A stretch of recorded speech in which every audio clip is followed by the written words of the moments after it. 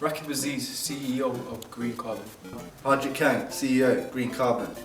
Mason Khan, IT and Infrastructure Director of the NHS. Raja Mahal, Corporate Social Responsibility Director of the NHS.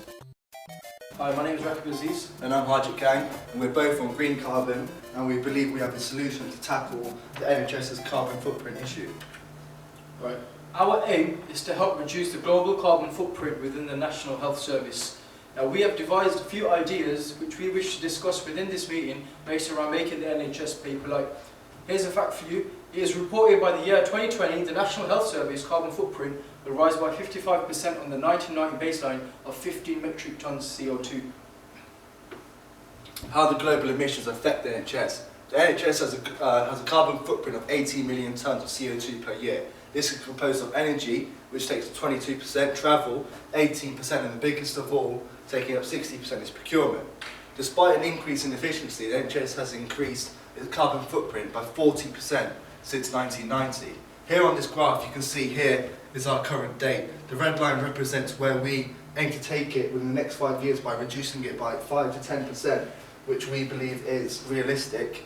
And our main aim is here in this orange graph. By 2050, we aim to reduce it by 80% of the global carbon footprint NHS produces.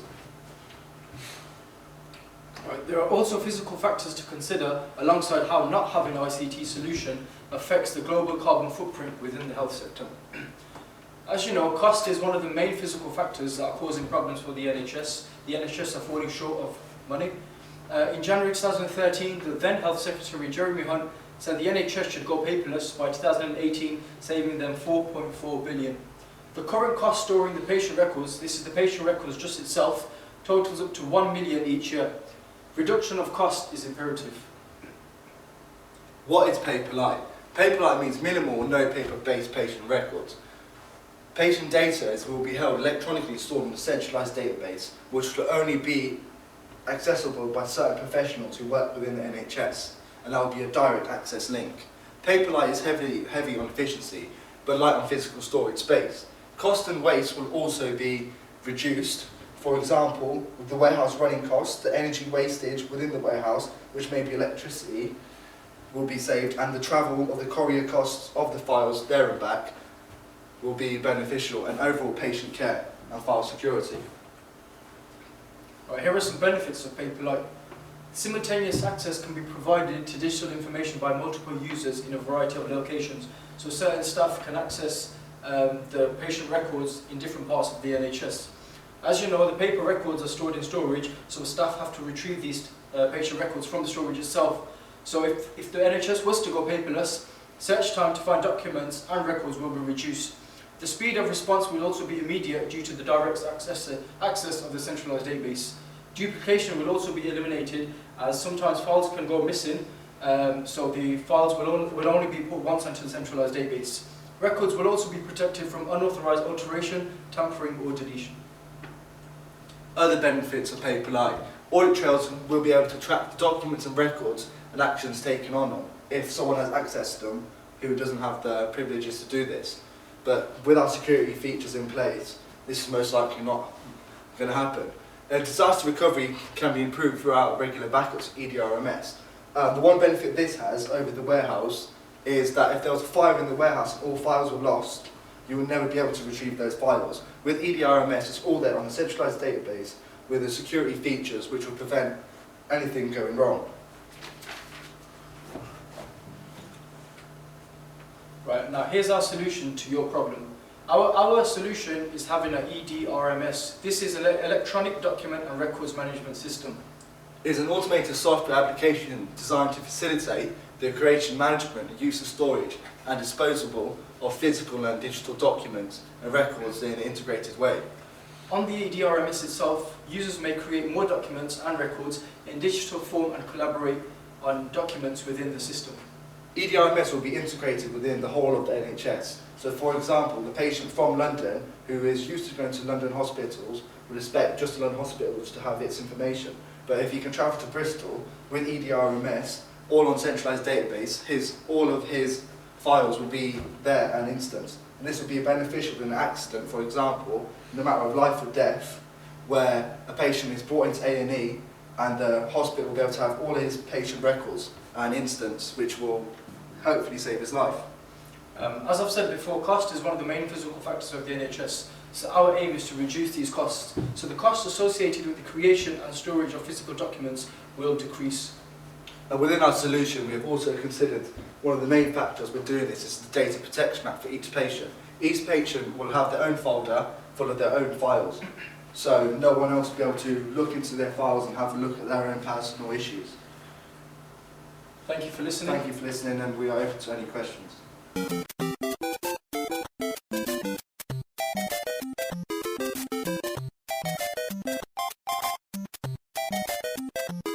Thank you for your presentation.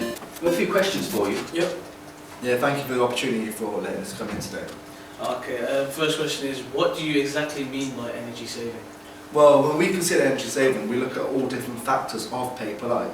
And the biggest factor of Paperlite is going to reduce the warehouse costs. And we're reducing the warehouse costs, we're reducing the energy which is used by the actual warehouse each time.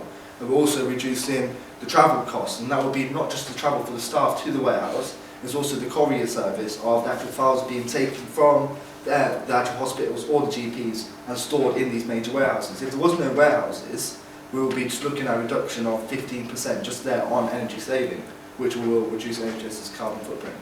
Okay. How will the system that you just discussed work in an actual emergency? Well, in an emergency, for example, as discussed earlier, say if a patient is brought in and he needs all of his information at an instance, if it is life or death, the doctors and the nurses will be able to have this information, which will hopefully be able to save the patient's life. What resources does the health sector need to start up, and will we have to go out and buy new resources which will cost us money? Well, to be honest, the initial cost is very large, as we do need to go buy file servers, we need to create a centralised database which is a major software, and all security features need to be put in place. And digitisation scanning product will also have to be included within this, which will also have an integrated software of image resolution software. And there will be some outsourcing costs for professionals to do this and to make sure that is done properly. Okay, and the final question is, will our staff need training to use this software? Well, if they do have general ITC, general use of PCs here and there, they should be able to use it, as it will be a very user-friendly database. But we will be offering classes here and there every week, so your staff will be able to get up to date and use it properly. So, Mr. Aziz, just want to ask you a few questions as it's your specialist field. So, how can patients' files be kept up to date? Yep. After every patient's visit, a healthcare professional will actually update the records as this complies with the Data Protection Act. So once the patients have put in their new information, these will be updated on the record by the healthcare professional. Okay, and who can access these files, and are they confidential? Yep, as we've mentioned in the presentation, only certain staff with privileged access can access the files, as there will be a security authorised put in place on the centralised database. Okay, and just for instance, say if one of these files were lost, how can they be retrieved? Yeah, if the NHS wants, they can put a backup time onto the centralised database, so all the patient records will be backed up so they can be retrieved if lost. Okay, and just another point I just wanted to make. The current cost to retrieve a patient's record is £1.20, and it could take up to 10 minutes to retrieve. What is your proposed solution to this problem? Yeah, the fact that you have just mentioned, the NHS is with paper records. Yeah. So if the NHS were to go paperless, Paperlite, certain staff will have access to the records in a matter of seconds, which actually costs less than a penny. Okay guys, thank you for that. Thank you very much. Thank you very much for your time.